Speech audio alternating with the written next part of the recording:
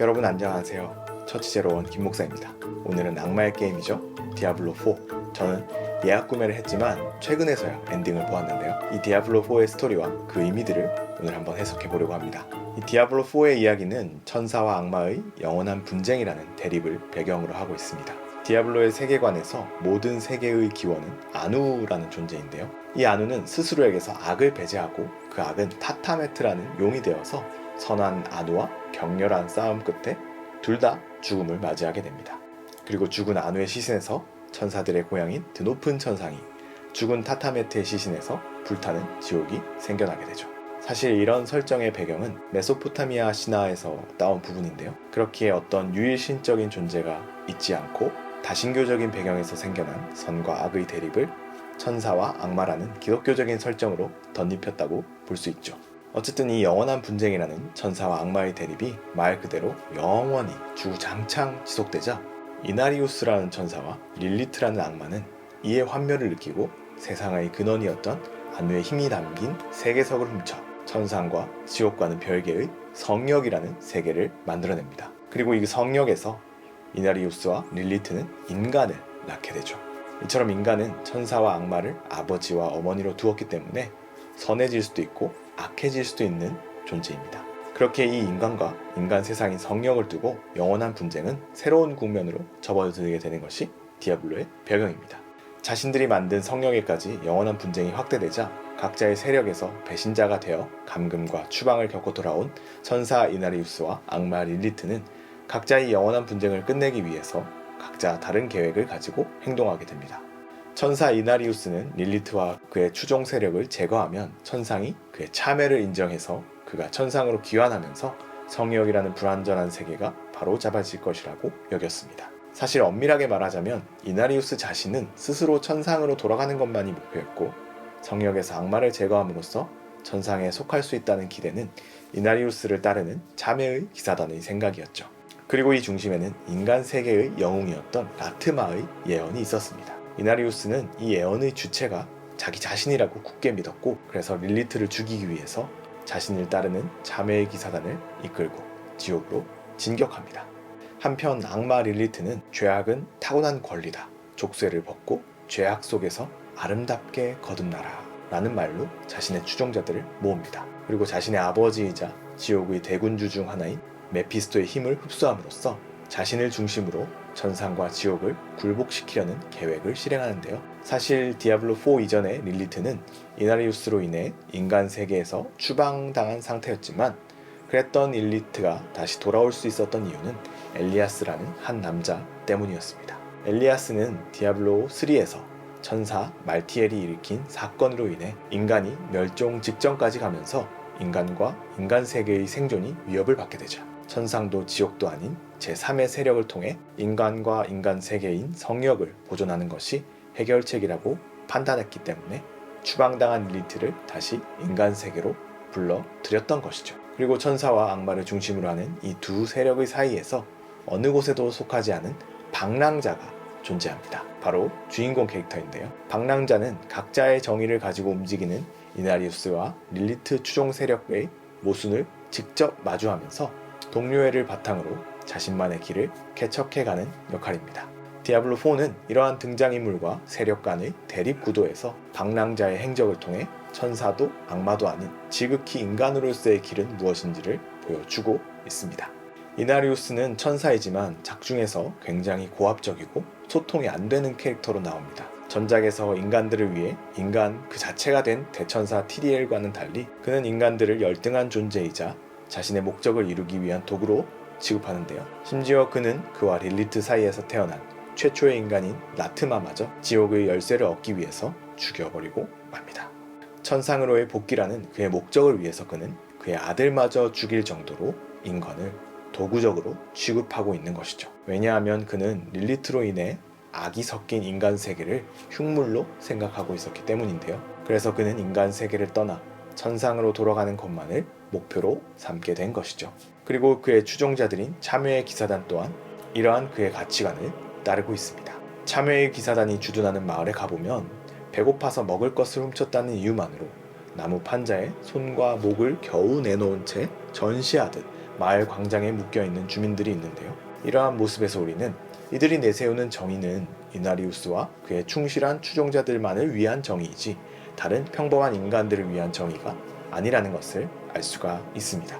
그리고 이나리우스의 최측근인 수녀원장 프라바는 지옥으로 진군하기 전 방랑자를 이용하기 위해 방랑자에게 거짓말을 하며 이나리우스가 죽은 이후에도 이나리우스의 패배를 희생으로 포장하고 방랑자와 동료들을 이단자로 낙인 찍는 진실 왜곡도 서슴지 않습니다. 종합해보면 이나리우스와 그의 추종자들은 첫째로 자기중심적인 예언해석, 둘째로 인류애가 결여된 정의, 셋째로 독선적이고 왜곡된 현실인식을 보여주고 있다 하겠습니다. 그리고 이러한 그들의 신앙은 인간 세계에 긍정적인 영향을 끼치기보다 오히려 잘못된 방향을 고집하는 결과를 낳고 있죠.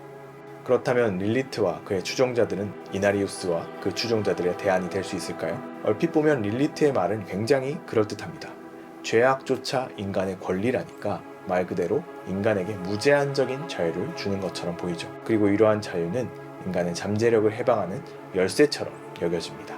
그렇기에 천사와 악마조차 끝내지 못한 영원한 분쟁이 인간에 의해서 끝날 수 있다는 말도 정말로 일어날 수 있는 것처럼 들리는 것이죠.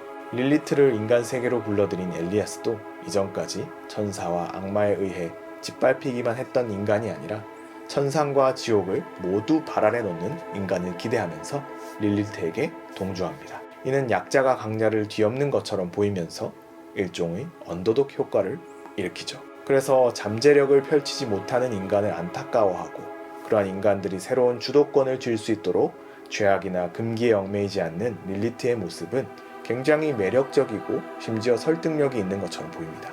말 그대로 악마의 유혹인 거죠. 저도 목사이지만 왜 릴리트가 악역인 거지? 라는 생각이 잠깐 들더라고요. 그러나 우리에게는 방랑자라는 답안지가 있죠. 솔직히 엔딩을 보려는 게이머의 입장에서는 단순히 악마고 적이니까 그냥 죽이는 거죠. 하지만 자세히 살펴보면 방랑자와 릴리트는 인간에 대한 입장 차이 때문에 대립하고 있다는 것을 알 수 있습니다. 이 차이는 마지막 보스전을 앞두고 둘이 나누는 대화에서 잘 드러나는데요. 앞서 말했듯이 이 릴리트는 인간이 죄악과 금기를 넘어 잠재력을 해방한다면 천사나 악마를 휘어잡는 강력한 존재가 될 수 있다고 이야기합니다. 그래서 방랑자에게도 자기 편을 든다면 방랑자를 통해서 천상과 지옥을 휘어잡을 수 있을 거라고 이야기하죠. 하지만 방랑자는 마을 주민들이나 주변 인물들이 아무리 대단하다고 이야기를 하더라도 스스로를 다른 이들과 크게 다르지 않은 한 인간으로 바라봅니다. 이 부분은 특히 후반 동료인 레이렐과의 대화에서 잘 드러나죠. 전 이 부분이 방랑자와 릴리트의 결정적인 입장 차이라고 생각해요. 다시 말해 릴리트는 인간에게 뭐든지 할 수 있다고 이야기하지만 방랑자는 스스로 큰 힘을 가지고 있음에도 인간으로서 스스로의 한계를 자각하고 있다는 것이 그 차이인 것이죠.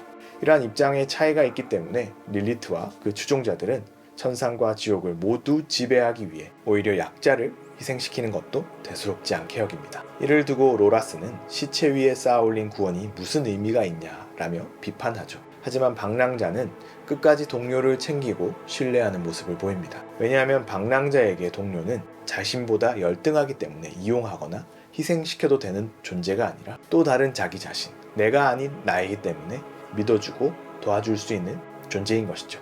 결과적으로 방랑자는 릴리트를 쓰러뜨립니다. 그리고 악마를 봉인하기 위해 준비했던 영혼석은 다른 용도로 쓰이게 되죠. 이러한 결과에 대해 방랑자는 자신의 선택에 대한 책임을 회피하지 않습니다. 선택도 책임도 모두 자기의 몫으로 받아들이는 것이죠. 저는 이 책임이야말로 동료애와 더불어 방랑자가 보여주는 인간으로서의 덕목이라고 생각합니다. 이나리우스와 그 추종자들이 보여준 것처럼 스스로를 천사로, 천사처럼 여기는 이들은 자신과 같지 않은 이들을 업신여깁니다. 자신의 목적만을 고귀하게 생각하기 때문에 오히려 자기중심적으로 판단하고 행동합니다. 저도 목사이지만 많은 경우 기독교인들이 이렇죠. 한편 릴리트와 그 추종자들처럼 상식을 넘어서 새로운 가능성을 제시하는 이들은 솔깃해 보이는 명분 뒤에 어쩔 수 없다는 이유로 비인간적인 일들을 저지를 때가 있습니다. 어쩌면 현대사회는 이러한 이들에게 매력을 느끼면서도 동시에 이들이 일으킨 피로와 희생을 감당하고 있는 것 같아요. 하지만 천사도 아니고 악마도 아닌 인간이 인간다울 수 있는 길은 방랑자가 보여준 것처럼 동료를 믿고 아껴주며 자신의 선택에 책임을 지는 것입니다. 이처럼 블리자드가 디아블로4를 통해서 하고 싶었던 이야기는 아마도 우리는 천사도 악마도 아닌 인간이 되자라는 것이 아닐까라고 생각해 봅니다. 여기서부터는 잠깐 제 목사 같은 이야기를 해볼게요. 전도 아니고 종교 강요가 아닙니다. 저는 이 인간으로서의 길을 보면서 지저스 크라이스트가 생각이 났습니다. 왜냐하면 역사적으로 봤을 때는 우리의 지저스님도 디아블로4의 방랑자와 같은 포지션이거든요. 우리 지저스님 당시 이스라엘에는 여러 세력들이 존재했습니다. 이를 좀 단순화시키자면 두 가지 노선으로 나눌 수 있는데, 첫째로는 기존 유대교를 중심으로 하는 입장이 있었고, 둘째로는 로마 제국을 중심으로 하는 입장이 있었습니다. 그리고 유대교를 중심으로 하는 입장에 섰던 이들은 이나리우스와 그 추종자들과 비슷한 모습을 보입니다. 로마 제국 식민지 체제의 현실을 부정하고 종교 권력으로 민중들을 압제하고 호도하죠. 반면 로마 제국 지배 체제를 적극적으로 받아들인 이들은 릴리트와 그 추종자들처럼 제국의 위상과 힘을 명분으로 세금을 수탈하거나 무고한 이를 희생시키는 등 비인간적인 일들을 저지릅니다. 여기서 우리의 지저스님은 어디에도 속하지 않고 마치 디아블로4의 방랑자처럼 동료인 12제자들을 아끼고 믿어주며 십자가라는 자기의 책임을 기꺼이 받아들이게 되죠.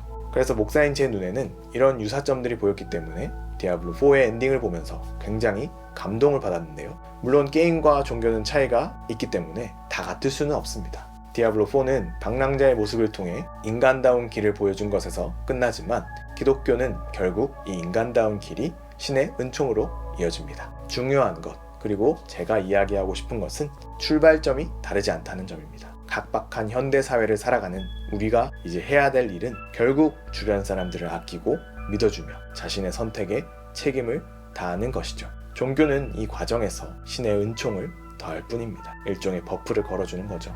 게임에서처럼 우리의 현생도 인간다운 길이 정답이 되면 좋겠습니다. 기왕이면 신의 은총도 좀 받아서요.